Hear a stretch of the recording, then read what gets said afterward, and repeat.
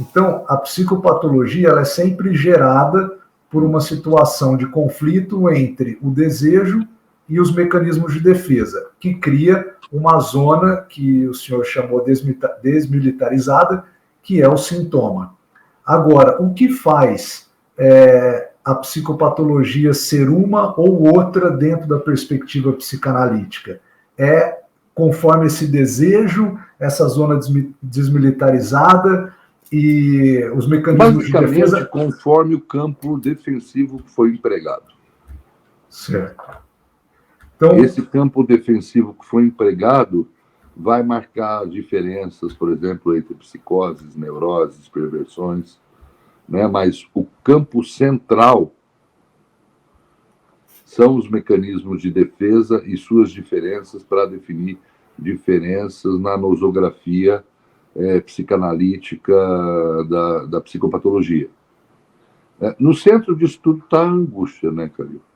Porque a angústia, como Freud vai teorizar lá nos anos 1920, em 1926, com o texto Inibições, Sintomas de Angústia, a angústia, ela é um sinal de perigo. Ela é extremamente precisa, porque ela nunca erra, mas, ao mesmo tempo, ela é extremamente vaga, porque ela dá o sinal, mas nunca te diz de onde vem o perigo. Qual conteúdo é perigoso? O que está ali? Então, você sente a angústia e a angústia mobiliza o emprego de mecanismos de defesa. Né? Aliás, isso foi um dos grandes giros que Freud deu na psicanálise. Né? Só uma digressão, Calil. Nos primeiros trabalhos de Freud, a libido reprimida na histérica, dizia Freud, essa repressão da libido, a libido reprimida se transformava em angústia. Portanto, ela derivava do reprimido. Lá em 1926, lá na frente, Freud vai inverter por completo esse conceito. E ele vai dizer que a angústia é um sinal de perigo no eu. E que esse sinal de perigo, né, engatilha os mecanismos de defesa contra essa fantasmagoria inconsciente que está rodeando o eu e trazendo medo. Veja bem, a angústia, Calil, sai da condição teórica de ser efeito da repressão da libido para se transformar num agente repressor. Porque é a partir da angústia que os mecanismos de defesa vão ser erigidos. Né? Doutor, a angústia, então, ela é a raiz para toda psicopatologia na psicanálise. Mas quais seriam, dentro da psicanálise, assim, o leque de psicopatologia? Há um mapeamento? Elas têm nomes? Como é que se daria isso? Obviamente, amplo modo, né? Você tem o campo das psicoses, você tem o campo das perversões, você tem o campo das neuroses. Obviamente que esses campos têm subdivisões e outros campos vêm atraindo a atenção dos psicanalistas de uns 20, 30 anos para cá, por exemplo, os chamados estados fronteiriços, né? Ou personalidades borderlines, né? Fronteiriços que seriam estados entre a neurose e a psicose. Hoje nós vemos boa parte dos analistas muito interessados, né, no autismo, né? Então você vai tendo uma série de psicopatologias que já foram cartografadas pela psiquiatria e que vem obtendo o maior interesse dos analistas hoje. A psicanálise ela nasceu da intriga sobre as neuroses, né, Calil? E a histeria é uma das neuroses. Depois ela se estendeu para neurose obsessiva e as fobias. Essas três compunham o que Freud chamava neuroses de transferência. Ele dizia que elas se prestavam muito bem ao tratamento psicanalítico, dado ao campo transferencial que formavam. Depois, Freud vai começar a sua teorização pelas psicoses, no qual ele atendeu muito pouco. Freud tinha uma certa ideia, que depois outros analistas posteriores mostraram, Freud tinha uma certa ideia inicial de que a psicanálise nos prestaria muito às psicoses, porque os psicóticos teriam um campo transferencial menos afeito à prática psicanalítica. Outros análises posteriores, basicamente Lacan e Melanie Klein, mostraram que isso era um erro, de que a psicanálise tinha, sim, uma condição metodológica e uma condição teórica para abordar as psicoses. E o próprio Freud, né, vai buscar entender as psicoses a partir de um conceito central na teoria psicanalítica, que muda a teoria da libido derivada da histeria com o conceito de narcisismo. E a partir do narcisismo, entender as psicoses que ele chamava neuroses narcísicas. Apenas de passagem, o texto Introdução ao Narcisismo, de 1914, foi escrito, Calil, como uma resposta aos questionamentos de Jung sobre a teoria da libido nascido na histeria. Jung dizia, sendo ele um médico asilar na Suíça, no Hospital Psiquiátrico Burgosli, tratando com psicóticos, fundamentalmente o que na época se chamava demência precoce, que depois veio a ser chamada esquizofrenia, cujo nome foi inventado pelo chefe de Bloiler, de Jung na época, que era o Bloiler, né? Ele que criou o nome esquizofrenia, e também autismo, que é uma abreviação de autoerotismo. Então, Jung, trabalhando com essa matriz clínica das psicoses, diferentemente de Freud, que trabalhava com as neuroses, Jung dizia: a teoria da libido, tal qual o senhor a formulou a partir da histeria, não dá conta da psicose. E isso foi estreitando o relacionamento entre os dois, até que houve um rompimento, infelizmente. Em 1913, Freud sofreu uma barbaridade com isso, Jung também, né? E para dar uma resposta a essa questão, que mostrou que Jung tinha razão no que estava apontando, né? Porque você vê nas cartas que estão publicadas, felizmente, no Brasil, Freud e Jung, que era um diálogo de homens brilhantíssimos, gigantes, mas surdos um para o outro. E cartas dominadas aí por uma atuação do complexo edípico que envolveu os dois ali violentamente, né? O doutor, assim mas Jung mostrou que tinha razão nas críticas que fazia. Tanto que em 1914, um ano depois que Jung deixa o movimento psicanalítico, Calil, ele escreve a introdução ao narcisismo, onde ele muda por completo a teoria da libido, né? Podendo, com isso, pensar o fenômeno psicótico. Doutor, assim como a histeria que tem suas variações, a psicose também teria suas subdivisões? Sem dúvida. Você tem psicoses menos organizadas, você tem as paranoias, você tem as esquizofrenias, você tem hebefrenias, oligofrenias, toda uma série de coisas catalogadas aí em termos de diferenças, né? Mas, naturalmente, o que ocorre na psicose, em todas elas, em maior ou menor grau, é um elemento da construção de uma realidade paralela, que é colocada no lugar da realidade, né? E isso não ocorre com o neurótico, e tampouco com o perverso. Não. Né? Na psicose, você tem a construção, por vezes alucinatória, de uma realidade que vai substituir algo da realidade propriamente dita para o sujeito, né? Então, é onde você vê... Esse é o grande... Eu sou Napoleão, eu sou Joana d'Arc, eu sou Jesus Cristo e tal. Recomendo aos amigos um filme que eu vi na Netflix há alguns dias, muito interessante, que conta uma história verdadeira que ocorreu nos Estados Unidos nos anos 50. É um filme com o ator Richard Gere, que ele é um psicólogo que tenta fazer um experimento muito avançado para a época de escuta de esquizofrênicos, 3 esquizofrênicos que vão com ele para uma sala e uma assistente dele, e todos esses esquizofrênicos se diziam Jesus de Nazaré. Então, o filme é chamado Três Cristos, né? E é um filme muito interessante como essa dinâmica vai se desenvolvendo e é baseado numa história que ocorreu, né? E dá o ensejo também a todo o campo de resistências que houve no hospital por parte da diretoria frente a essa nova experimentação com psicóticos que até aquele momento, como se sabe, desde a história da loucura de Michel Foucault, como o campo da burguesia foi separando a loucura. A loucura da Idade Média, onde o louco era quase uma figura mítica na cidade, com o advento da burguesia, mostra Foucault, vai havendo um corte.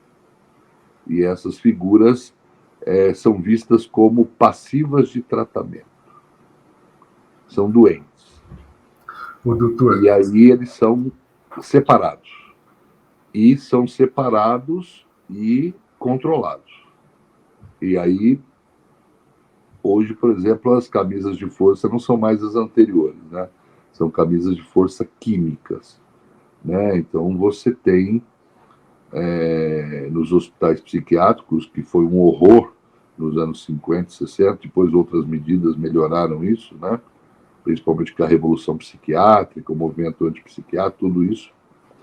O David Cooper, o Ronald Lang na Inglaterra e outros, isso foi se modificando, mas houve uma época, nos anos 40, 50, 60, onde os hospitais psiquiátricos eram literalmente depósitos de psicóticos tratados, se pode dizer assim, né? Acredito que não era tratamento, com drogas para colocá-los numa situação de catatonia mesmo, né?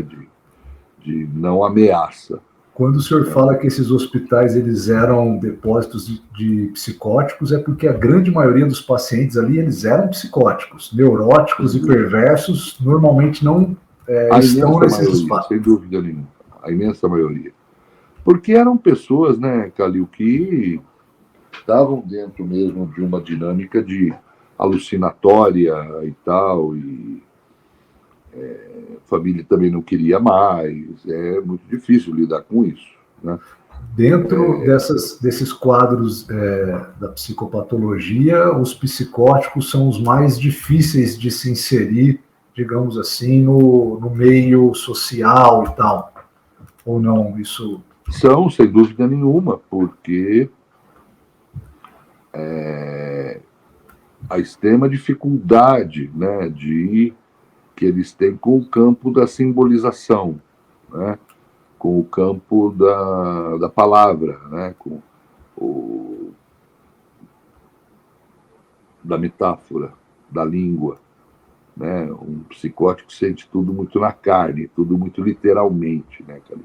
E é muito fácil de perceber assim um sujeito psicótico, ou ele pode viver tranquilamente?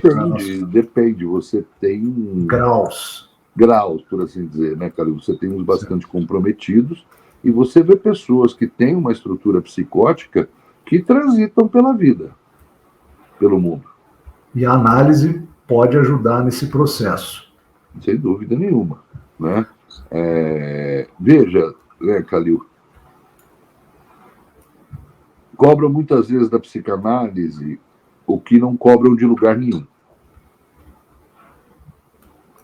Né? Ora, o que a psicanálise não pode dar, eu também não conheço quem possa.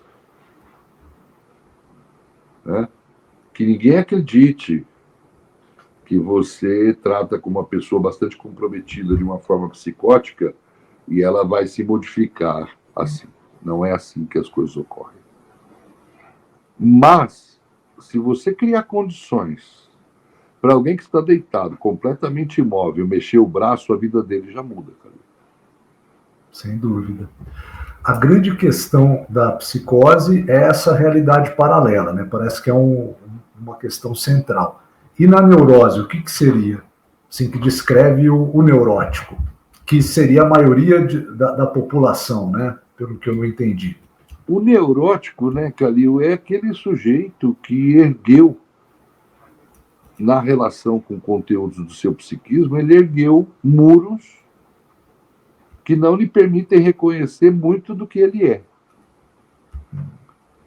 Em nome também de manter uma imagem de si, do próprio eu, para si e para a realidade, e para os outros. Por isso que o neurótico, ele não dispensa a realidade, ele está muito ligado nela. Né? E em nome dela, de tudo que ela exige, né? O neurótico faz de tudo para sustentar uma imagem do eu que pesa para ele. Nós sofremos de carregar essa imagem do eu, que é uma verdadeira mala sem alça. O sujeito está morrendo ali, não consegue carregar mais, e ele quer carregar aquilo. A centralidade. Aquilo é ele não consegue se desvencilhar. A centralidade para o neurótico seria esse compromisso de carregar um eu que muitas vezes ele não suporta. Exatamente, e quer ter o controle do mundo e da vida. Eu vou fazer uma metáfora aqui, Calil, que eu sempre faço. Acho que você, querido, trabalhamos junto há muito tempo, já deve ter ouvido. Mas eu adoro ouvir de novo.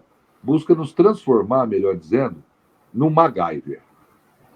É muito novo, Calil, não sei se você já viu a série MacGyver. Já, né? assisti. Mas colegas talvez tenham visto. O MacGyver era chama assim, um super-herói da série, onde ele andava em um canivete.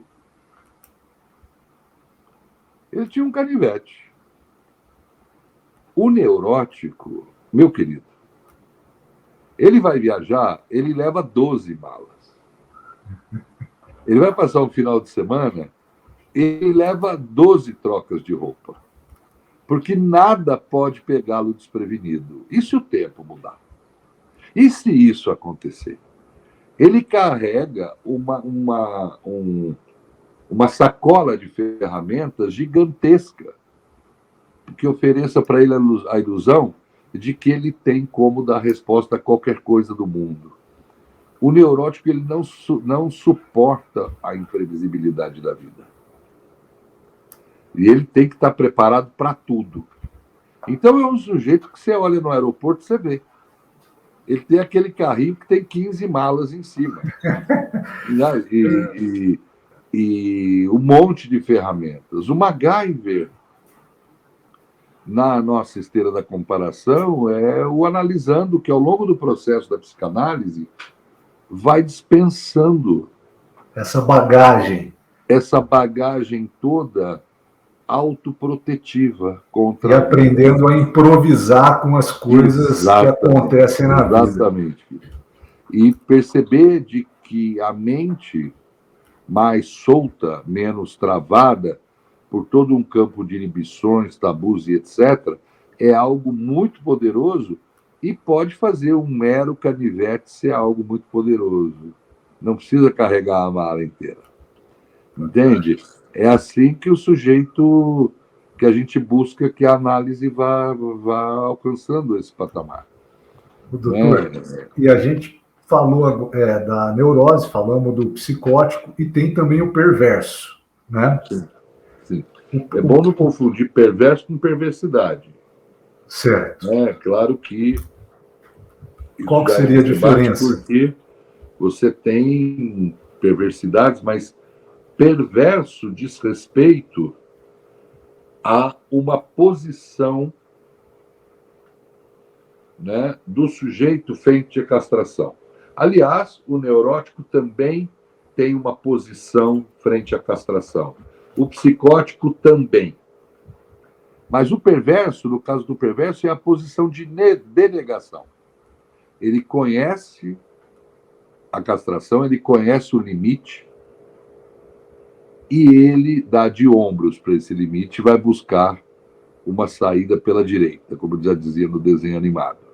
Né? Ele conhece a lei, ele conhece o campo da restrição e vai buscar uma saída outra, diferentemente da neurose, que vai, obviamente, para o campo da repressão e de outros mecanismos de defesa. Por isso que Freud dizia, né, Calil, que a perversão é a neurose com sinal trocado. Né? O O neurótico se contenta em sonhar, dizia Freud, aquilo com que o perverso faz. Né? O neurótico se contenta em sonhar, porque ele sonha. Ou seja, essas coisas estão em nós. Mesmo que no neurótico não apareça assim, e apareça assado no perverso, mas esse campo de coisas está em nós, todos nós. A grande diferença, então, do perverso com os demais, né, com o psicótico e com o neurótico, é que o perverso tem uma relação com a castração na qual ele não aceita e ele busca uma alternativa à castração. É da ordem da defesa da denegação. Ele denega. Né? Ele fala, eu sei, mas... Eu sei da lei, mas eu vou por aqui pela porta lateral. E o perverso, ele também tem essas subdivisões que tem a neurose e a psicose, ou ele é mais algo geral? Em termos de estrutura, ela é isso. Agora, obviamente, né, Calil, você tem formas de constituição perversas do sujeito infinitas. Da mesma forma que você tem o neurótico obsessivo, você tem o neurótico obsessivo enquanto teoria mais abstrata, e os neuróticos obsessivos variam muito entre si. Sim. Uns têm que fechar a porta 10 vezes, o outro tem que ligar e desligar o chuveiro 20 vezes, o outro sabe Deus lá o quê, em termos de sintomas, né, de modos de funcionamento, né? Todos são neuróticos obsessivos. Então você não encontra um igual ao outro. Né? O que chamam de transtorno obsessivo compulsivo nada mais é do que um neurótico, né, obsessivo. Sim. É que nos CID-10, nos DSM, as nomenclaturas, né? Tudo virou transtorno, né, cara? Tudo virou transtorno. E cada vez mais especializado, né? Então, você tinha antes o transtorno das mãos, aí no DSM novo vai transtorno na mão direita, transtorno na mão esquerda. E depois tem o transtorno do dedo mindinho da mão direita. E o transtorno da unha do dedo mindinho da mão direita. Né? Então você vai vendo um livro que vai ficando deste tamanho, né? Porque que vira, obviamente, questão de piada, né? Porque, sabe, o nível de detalhamento é igual tentar catalogar inseto, né, doutor? Existem infinitos insetos, cada dia descobre um novo e vai catalogando. É uma imensa cartografia da psicopatologia em termos do conjunto sintomático, né, Calil? Mas nós, analistas dentro da psicanálise, nós nos interessamos menos pelo campo sintomático e mais pelo que se chama o conjunto psicodinâmico, ou seja, o conjunto de conflitos e forças envolvidas no psiquismo que dão base a esses sintomas.